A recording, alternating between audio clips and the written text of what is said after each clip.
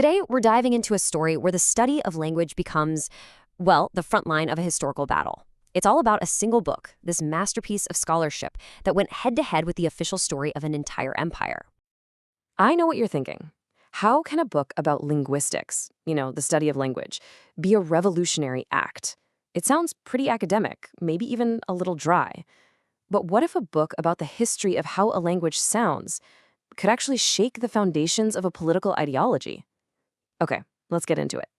So, back in 1979, a scholar named Yuryi Shevelyov published his life's work in Germany. It was called A Historical Phonology of the Ukrainian Language. Now, it was written for linguists everywhere, but the most important audience, scholars in Ukraine. And yet, for more than 2 decades, those were the very people who were forbidden from reading it, a book written for them that they weren't allowed to see. To really get why, we have to understand the world this book was born into. This wasn't just a case of a book being hard to find. We're talking about a genuine intellectual wall. You see, as Janusz Rieger, one of the key figures in our story, pointed out, scholars in Soviet Ukraine were basically cut off. Censorship was, of course, a massive problem. But there were also just physical barriers. The books literally weren't available. This created this huge knowledge gap, and it meant they were completely isolated from modern Western academic ideas. So, what was in this book that made it so important and so forbidden? Well, first, let's just appreciate the sheer scale of what Yuryi Shevelyov pulled off. 15 years. That's right. When one of the translators later asked Shevelyov how long it took to write this thing, that was his guess. 15 years of painstaking, dedicated, intensive research, building his argument piece by piece, fact by fact. So what even is historical phonology? It's basically the history of sounds.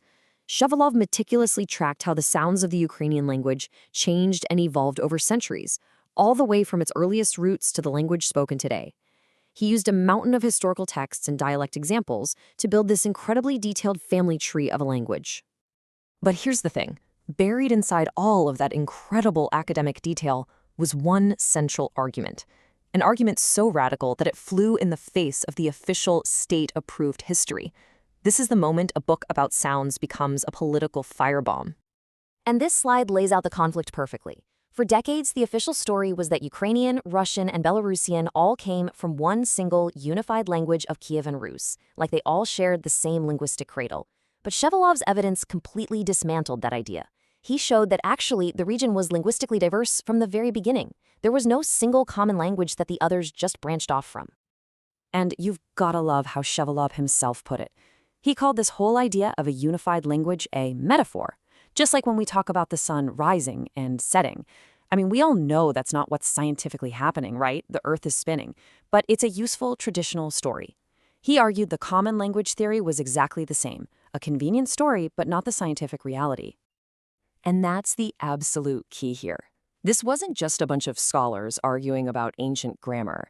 By taking apart the myth of a single origin language, Shevelyov's work was also taking apart a political narrative that used that myth to make all sorts of historical and cultural claims. So the book was out in the world, but it was locked away from the people who needed it most. How in the world did this intellectual bombshell finally make its way home? Well, it took another long journey and a really dedicated team.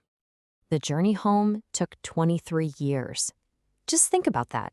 From its original publication in English all the way to the moment a student in Kharkiv, which was Shevelyov's hometown, by the way, could finally read it in Ukrainian. The actual translation project kicked off in 1994, not long after Ukraine became independent. And translating this monster of a book was no joke.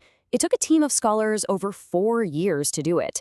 One of the translators even commented on how much work it was, and Shevelyov's response was basically, well, it took me almost 15 years to write it in the first place. And it was a truly international effort. The idea came from a Polish scholar, Janusz Rieger. The heavy lifting was done by 2 Ukrainian linguists, Serhiy Vakulenko and Andriy Danilenko. And the man himself, Shevelyov, who was in the US by then, personally reviewed almost a third of their work before he passed away. It was this amazing collaboration across borders, all to tear down that old intellectual wall. So when the book was finally published in Ukraine in 2002, what was the big deal? I mean, what was the impact? It wasn't just another textbook hitting the shelves. It was a genuine event. Janusz Rieger, the guy who started it all, he just nailed the feeling in his foreword to the Ukrainian version. He didn't call it an achievement or a success.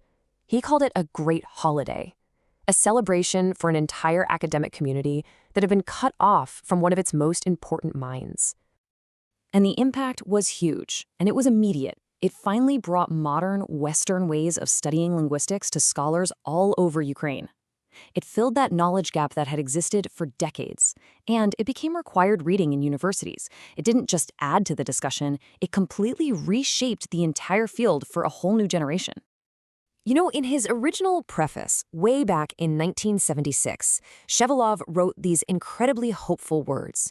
He knew his work was controversial, he knew there were powerful people invested in a totally different story, but he still had this faith that, in the end, the truth finds a way. And in the case of his own masterpiece, yeah, that journey took over 25 years, but it did eventually make it home. The story of Shevelyov's book is such a powerful reminder that knowledge can be truly revolutionary. And it just makes you wonder, right? What other truths in what other fields of study are sitting in old archives or locked behind modern barriers, just waiting for the right people to come along and help them finally find their way home?